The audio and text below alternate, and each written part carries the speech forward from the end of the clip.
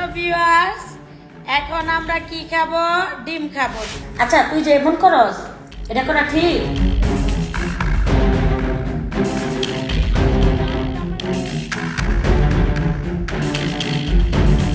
সন্তানদের উপর নির্যাতনের অভিযোগে গ্রেফতার হয়ে বর্তমানে কারাগারে আছেন বিতর্কিত কন্টেন্ট ক্রিয়েটর শারমিন শিলা ওরফে ক্রিম আপা। সাভার উপজেলা মহিলা বিষয়ক কর্মকর্তা কাজী ইশরাত জামান কর্তৃক দায়ের করা মামলায় তাকে কারাগারে পাঠানোর নির্দেশ দেন আদালত। এই ঘটনায় মূলত জনমনে প্রশ্ন উঠেছিল, শারমিন শিলার শিশু সন্তানদের ভবিষ্যৎ কী হবে।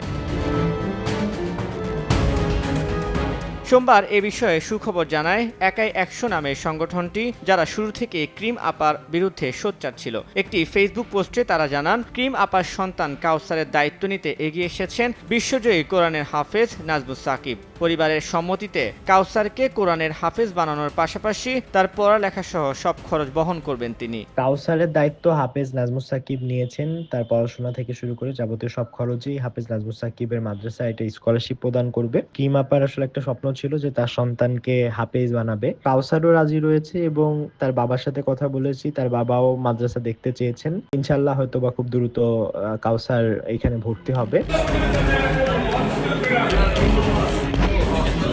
শারমিন শিলার গ্রেফতারের পর থেকেই আতঙ্কে রয়েছেন আরও অনেক বিতর্কিত কন্টেন্ট ক্রিয়েটর। সম্প্রতি সাইবার সিকিউরিটি আইন ও প্রতারণার অভিযোগে গ্রেফতার হয়েছেন আরেক কন্টেন্ট ক্রিয়েটর তোহা হুসাইন। অভিযোগ রয়েছে তিনি অনলাইনে জুয়ার প্রমোশন চালিয়েছেন। সমাজ সচেতন নাগরিক পরিচয়ে মোহাম্মদ রিফাতুল হক শাওন, পারভেজ কবির ও তৌহিদুল ইসলাম শীতল সহ কয়েকজন ব্যক্তি তার বিরুদ্ধে অভিযোগ দাখিল করেন, যার ভিত্তিতে এই ব্যবস্থা নেওয়া হয়।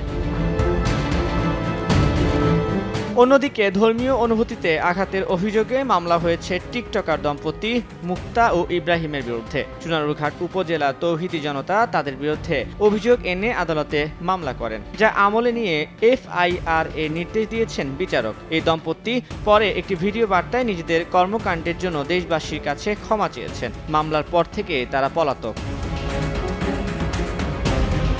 তানভীর হাসান, সময় সংবাদ, ঢাকা।